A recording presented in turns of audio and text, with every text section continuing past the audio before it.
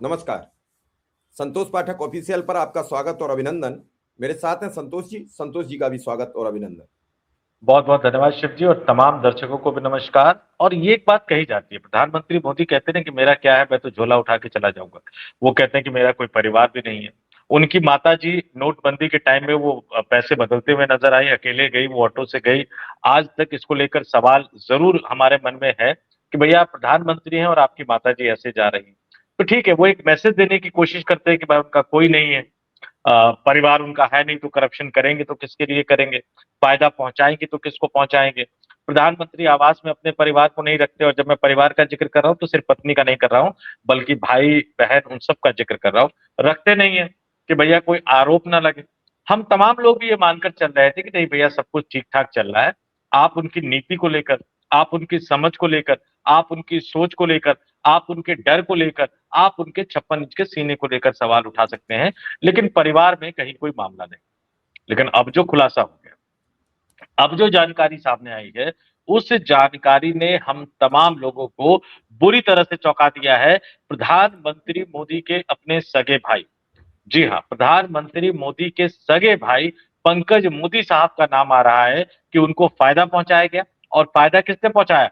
केंद्र सरकार ने पहुंचाया। केंद्र सरकार में कौन है? उनके मुखिया है प्रधानमंत्री नरेंद्र मोदी। तो केंद्र की मोदी सरकार ने प्रधानमंत्री नरेंद्र मोदी के सगे भाई पंकज मोदी को फायदा पहुंचाया। बाकायदा उनको पेमेंट दी गई, बाकायदा उनका प्रमोशन किया गया, कई तरह के फायदे पहुंचाए गए। उस बड़ी स्टोरी को हम लेकर आपके सामने आए हैं। एक एक करके तथ्यों को आपके सामने रखेंगे। ये आरोप किसने लगाया, कैसे लगाया, कहां लगाया, क्यों लगाया, और अब प्रधानमंत्री मोदी क्या जवाब देते हुए नजर आएंगे, उन तमाम तथ्यों को एक एक करके आपके सामने रखेंगे। और हमेशा की तरह शुरुआत अपने शानदार अंदाज में शिव जी करेंगे। जी शिव जी।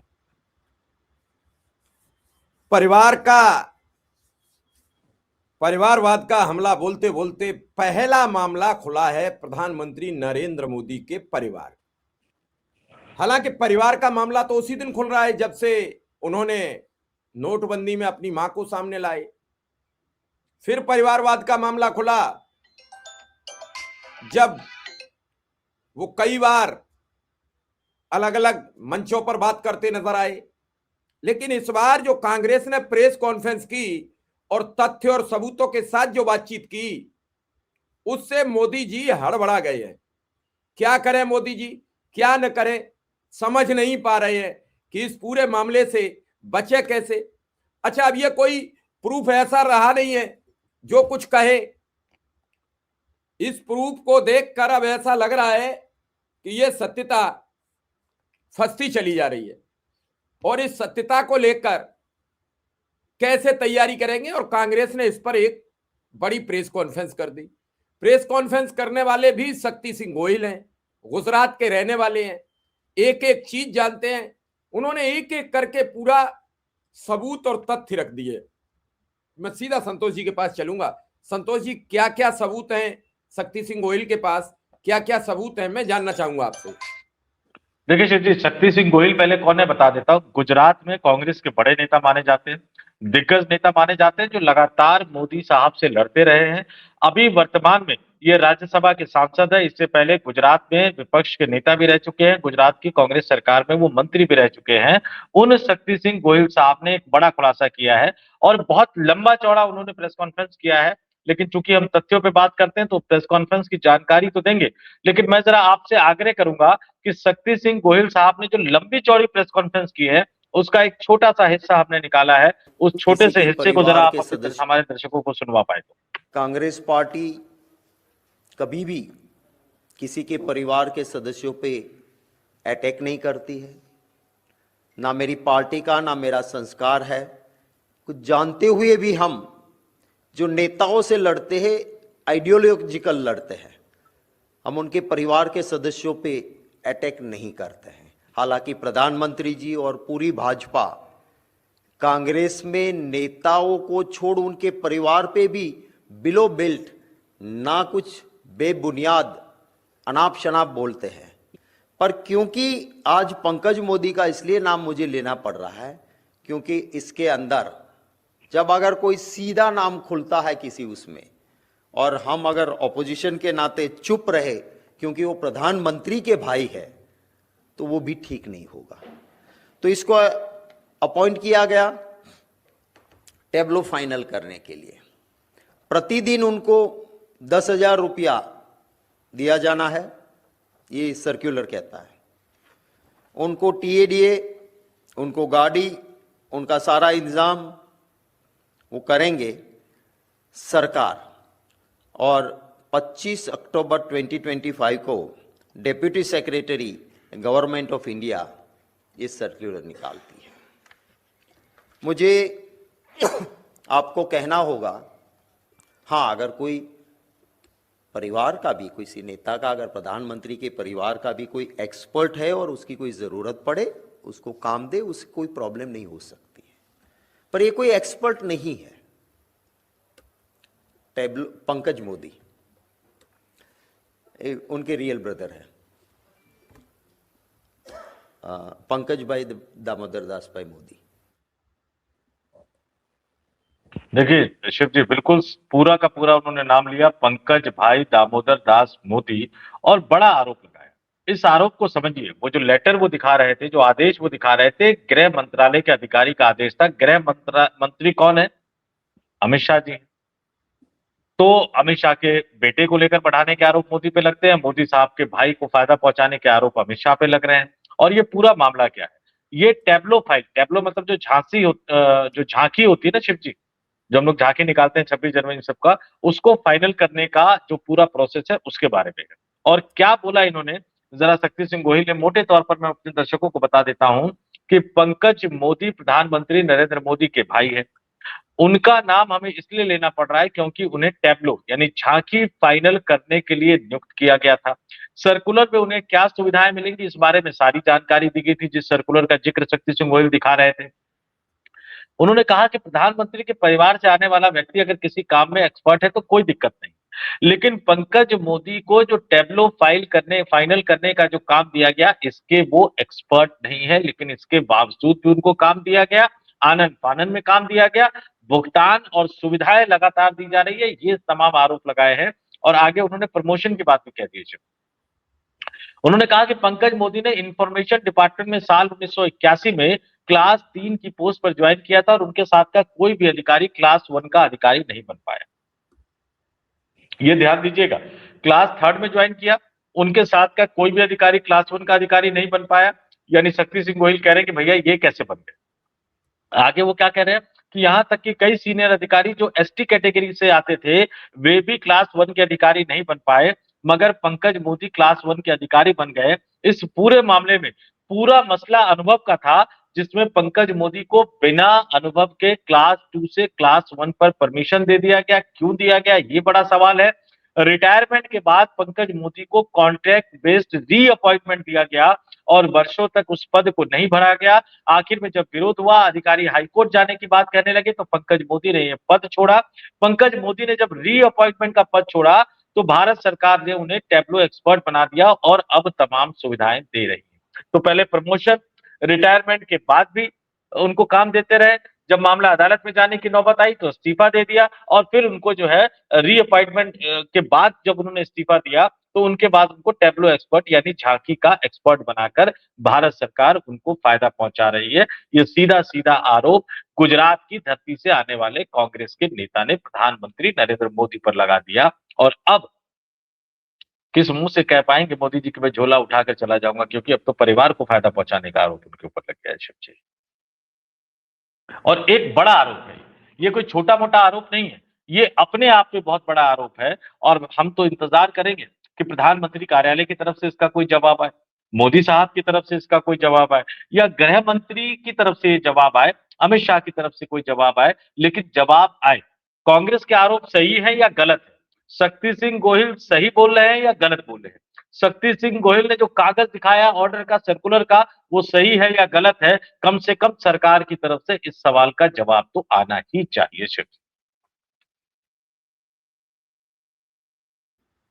जवाब कौन देगा, ये कैसे कहा जाए। शक्ति सिंह गोहिल ने जो एक बात की वो बड़ी गंभीर थी कि भारतीय जनता पार्टी दिन भर कांग्रेस के और विपक्ष के नेताओं के परिजनों को भी घसीटने से बाज नहीं आती है। बड़ी गंभीर टिप्पणी है। आपने देखा सोनिया गांधी के बारे में क्या क्या नहीं कहा गया। और आरएसएस ने आज एक बात जमीन पर पहुंचा दी है जिसका विकल्प राहुल गांधी आज तक जनता में साबित नहीं कर पा रहे।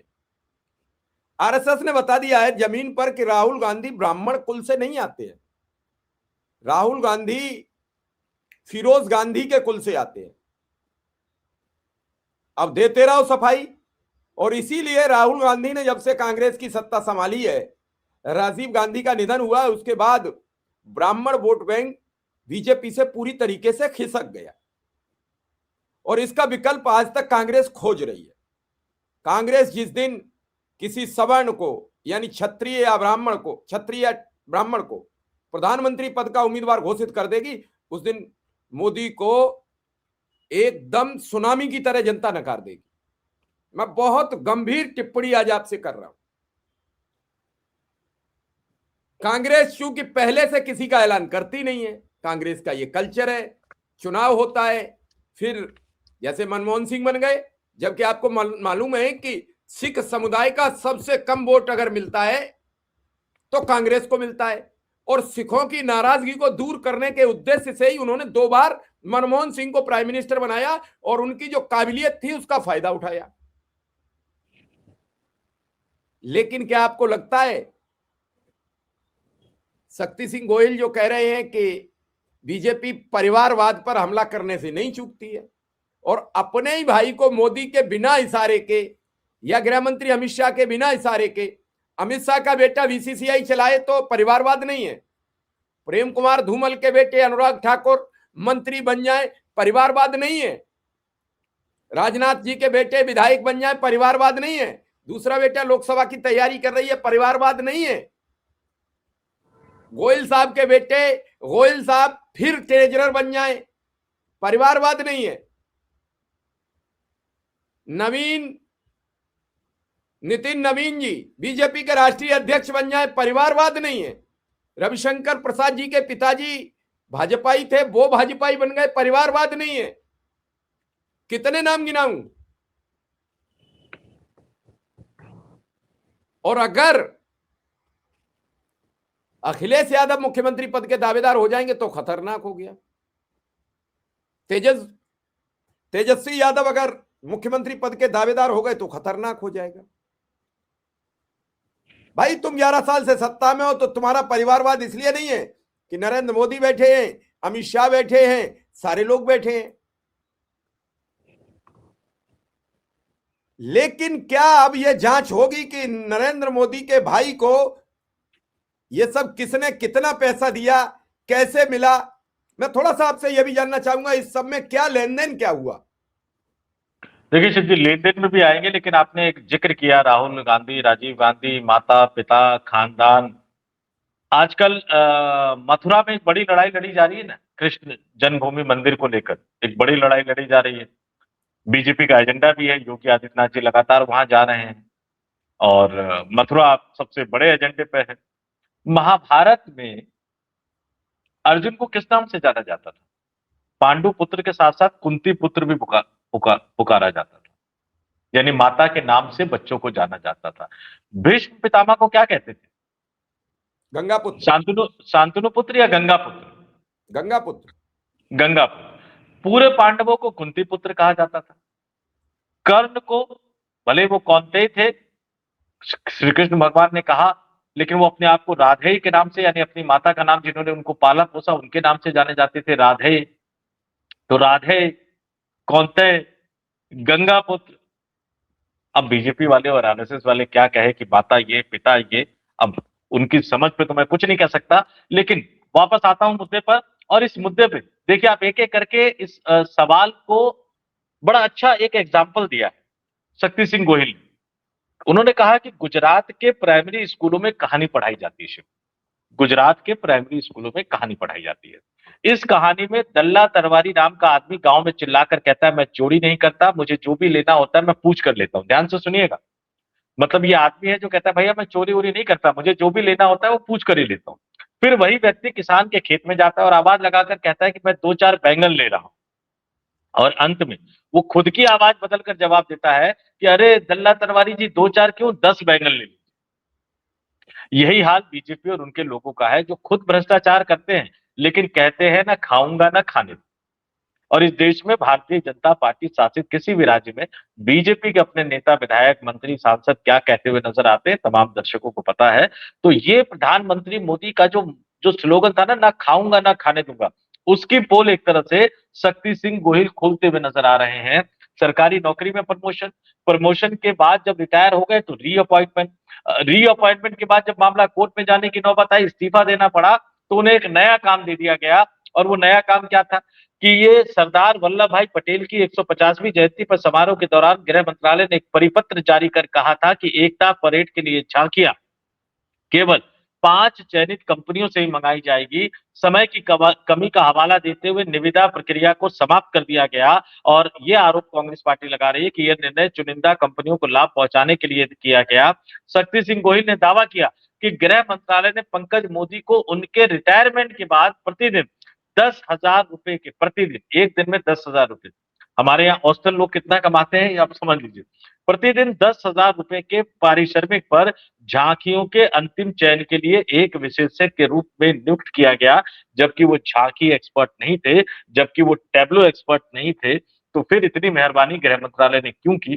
क्योंकि वो प्रधानमंत्री नरेंद्र मोदी के सगे भाई थे। ये शक्ति सिंह गोहिल का सीधा सीधा आरोप देश के प्रधानमंत्री नरेंद्र मोदी पर है। पहली बार मोदी पर परिवार को फायदा पहुंचाने के आरोप लगे हैं। और पिछले अब 48 घंटे में देख लीजिए, अमित शाह पे आप कुछ भी कह सकते हैं, अदालत ने गुजरात जाने से मना कर दिया उनको। विपक्षी राजनीतिक दल घेरते हुए नजर आते हैं, कहते हुए कि भाई तरी पार कर दिया गया था। लेकिन अमित शाह पर भ्रष्टाचार का आरोप आज तक नहीं लगा। ममता बनर्जी ने अब ये कह दिया कि उनके पास एक पेन ड्राइव है जिसमें ये सबूत है कि किस तरह से अमित शाह को शुभेंदु अधिकारी ने पैसे दिए। हालांकि शुभेंदु अधिकारी भी मानहानि और बाकायदा कोर्ट वोट की बात कर रहे हैं, लेकिन अभी तक अमित शाह की तरफ से कोई जवाब नहीं आया। मेरे सूत्र ये बता रहे हैं कि सिर्फ पेन ड्राइव ही नहीं है शिव जी, कई सारी सीढ़ियां भी ममता बनर्जी के पास पड़ी हुई हैं, जिसका इस्तेमाल ममता बनर्जी आने वाले दिनों में कर सकती हैं भारतीय जनता पार्टी के खिलाफ। तो गृह मंत्री पर भ्रष्टाचार के आरोप ममता बनर्जी लगा रही हैं और प्रधानमंत्री नरेंद्र मोदी पर अपने परिवार को फायदा पहुंचाने का आरोप जो है वो कांग्रेस पार्टी लगा रही है, बाकायदा प्रेस कॉन्फ्रेंस करके लगा रही है। और अब जवाब आता है कि नहीं आता? गृह मंत्री की तरफ से जवाब आता है नहीं आता, प्रधानमंत्री की तरफ से जवाब नहीं आता, आता है या नहीं आता, ये तमाम चीजें हमें देखनी पड़ेगी, ये तमाम चीजें हमें सोचनी पड़ेगी। और यही तमाम चीजें अब ये बताएगी कि इस देश की राजनीति की दशा और दिशा किस तरफ जा रही है। हमें बहुत सारी चीजें देखनी पड़ेगी, बहुत सारी चीजों को समझना पड़ेगा और जनता को अब ये तय करना पड़ेगा कि आखिर भाजपा जो कहती थी, प्रधानमंत्री मोदी जो कहते थे, अमित शाह जो कहते थे, उनकी कथनी और करनी में इतना बड़ा फर्क है जो एक एक करके बेनकाब होता हुआ नजर आ रहा है। सब कुछ बेनकाब होता हुआ नजर आ रहा है, सब कुछ सामने होता हुआ नजर आ रहा है। एक एक करके मामला देखिए किस तरह से विपक्ष के एजेंडे ने भारतीय जनता पार्टी को और उनकी मोदी सरकार को हिला कर रखा हुआ है। जिस अंकिता भंडारी हत्याकांड में सीबीआई जांच की मांग को लेकर बीजेपी मखौल उड़ाया करती थी, राहुल गांधी ने जब उस मसले को उठाया तो कल देर शाम उत्तराखंड के मुख्यमंत्री ने सीबीआई जांच करने की सिफारिश करने वाला जो फैसला था उसकी जानकारी उन्होंने सोशल मीडिया पर दी। और आज भारतीय जनता पार्टी उस सीबीआई जांच की मांग को लेकर जो स्वीकार किया उत्तराखंड के मुख्यमंत्री ने, उसको लेकर वाहवाही लूटने में लगे हुए हैं। अरे भैया, इंसाफ देना होता उत्तराखंड की बेटी को तो इतने लंबे समय तक उत्तराखंड की महिलाओं को सड़क पे नहीं उतरना पड़ता। मध्य प्रदेश में इंदौर तो छोड़ ही दीजिए, भोपाल में मध्य प्रदेश में इंदौर की हालत तो छोड़ ही दीजिए, पश्चिम बंगाल में जिस तरह से इनकी चहेती जांच एजेंसी ईडी फंस गई है, और अब गुजरात में विधानसभा चुनाव से पहले कांग्रेस एक एक करके भ्रष्टाचार के बड़े मामले लेकर सामने आ रही है। यानी अब अच्छे दिन जनता के तो नहीं आए, इनके जरूर आए, लेकिन इनके अच्छे दिन जाने की भी एक तरह से शुरुआत हो गई है। शिव जी, संतोष जी, समझना तो पड़ेगा किसके अच्छे दिन आएंगे किसके बुरे दिन आएंगे, लेकिन इस खबर के बाद भाजपा में हड़कंप मचा हुआ है। गुजरात से लेके दिल्ली तक फोन घनघना रहे हैं कि आखिर ये सबूत किसने दे दिए, कहां से निकल गए। और आप जानते हो अब सबूत निकलने तो शुरू हो रहे हैं। जिस तरीके से कल बंगाल में जो हुआ परसों और कल और आज लड़ाई सर्वोच्च अदालत पर आ गई, दोनों पक्ष ईडी और ममता बनर्जी दोनों सुप्रीम कोर्ट आ गए। तो ये जो घड़ा है, कहते नहीं है भर गया है, मैं उस शब्द का अगले का प्रयोग नहीं करूंगा, घड़ा जो भर गया है दंभ का, अहंकार का, एक सिस्टम का, एक ना सुनने का, वो घड़ा फटने वाला है। उसमें इंदौर की आत्मा करहा रही है, उसमें कुंभ के दौरान मरे लोगों की आत्माएं करहा रही हैं, रेलवे स्टेशन दिल्ली के भगदड़ के लोगों की आत्मा करहा रही हैं, उड़ीसा के रेल एक्सीडेंट के मृतकों की आत्मा करहा रही हैं। और जिस दिन वो घड़ा फूटा, सब पाप पुण्य सामने आ जाएगा। वो बात अलहदा है, हो सकता है इस बार भी घड़ा चटकने न पाए, शक्ति सिंह गोहिल को ईडी उठा ले जाए, किसी और को ईडी समेट ले जाए। अब तो ईडी बनाम सीडी चल रहा है। वो कह रही है ईडी आई है, वो कह रही है हमारे पास सीडी भी है, पेन ड्राइव भी है। तो किसकी सीडी कहां खुलेगी, किसकी ईडी कब कहां गिरफ्तार कर लेगी, इसको याद रखना पड़ेगा। फिलहाल इस खबर को हम यहीं विराम देते हैं, क्योंकि मामला ठंड का है और मामला जो खबर लाए वो बहुत गर्म है। तो ठंड और गर्म मिल जाए तो बताते हैं, सर्दी और जुकाम दोनों होने के कारण बन जाते हैं। तो ज्यादा बोलना भी जुकाम बना सकता है और बोले बिना रहा नहीं जाता। तो ये भी सोचना पड़ेगा कि इस स्टोरी का सार क्या होगा। इतनी बड़ी खबर और इतनी बड़ी प्रेस कॉन्फ्रेंस, और क्या संतोष जी कल शाम से लेकर अब तक किसी बड़े चैनल पर इस पर डिस्कस होते सुना? अगर ये खबर होती कि राहुल गांधी और प्रियंका गांधी के एक कागज पकड़े गए हैं, उन्हें नौकरी दे दी है या उनके खाते में ट्रांसफर हो गया, कल बड़े तेजी से कई लोग चर्चा कर रहे थे कि वो नेशनल हेराल्ड के खाते में पैसे फला सरकार से आई, फला सरकार से आई। क्या उन्होंने ये पूछा कि ये क्या स्टोरी है? किसी ने जिक्र करना उचित समझा? मुझे लगता है किसी चैनल की ये राष्ट्रीय खबर नहीं थी, क्योंकि खबर बनती तो मोदी जी की साख पर धब्बा लगता। मोदी जी कैसे बचे? शिव जी, 2-3 चीजें। इंदौर का मैंने जिक्र किया, दर्शक इसको जाकर सर्च कर ले और बहुत जल्दी कुछ बड़ा विस्फोट हो सकता है। इंदौर से आने वाले कैलाश विजयवर्गीय जी पश्चिम बंगाल के प्रभारी हुआ करते थे और इतने मामले उनके खिलाफ दर्ज हो गए कि दोबारा पश्चिम बंगाल जाने की हिम्मत नहीं हुई। तृणमूल कांग्रेस के सूत्र बता रहे हैं कि उनके खिलाफ उनके पास बहुत कुछ है। दूसरा देख लीजिए, नीतीश कुमार पलटने वाले हैं, नीतीश कुमार मकर संक्रांति के बाद बदलने वाले हैं, इस तरह की खबरें आ रही थी। केसी त्यागी को आगे करके भारत रत्न की चिट्ठी दिलवा दी गई, वो भारत रत्न का गाजर लटकाने की कोशिश की गई, नीतीश कुमार माने नहीं, उन्होंने केसी त्यागी को ही बाहर का दरवाजा एक तरह से दिखा दिया और केसी त्यागी और बीजेपी की मिली भगत की एक बड़ी कहानी सामने आ गई। बहुत ज्यादा इंतजार नहीं करना पड़ा। केसी त्यागी साहब ने किताब लिखी है, उस किताब का जो विमोचन है, लोकार्पण जो है, वो 11 जनवरी यानी कल कर रहे हैं। और आपको पता है कौन कर रहे हैं? रक्षा मंत्री राजनाथ सिंह कर। और दूसरे नेता कौन है जिन्होंने चौवन्नी छाप वाला बयान दिया था? माफ कीजिएगा, जब जब उनका नाम आता है मुझे उनका वो चौवन्नी छाप वाला बयान जरूर याद आ जाता है।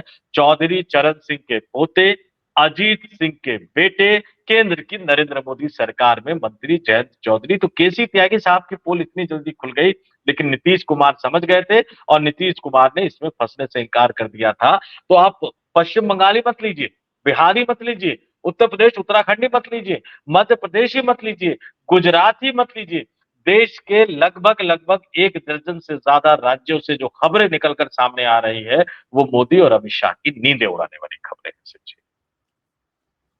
चलिए इंतजार करेंगे क्या खबर आएगी। फिलहाल इस खबर को यहीं विराम देते हैं। आपका आभार, धन्यवाद, नमस्कार। बहुत बहुत धन्यवाद। तमाम दर्शकों को नमस्कार।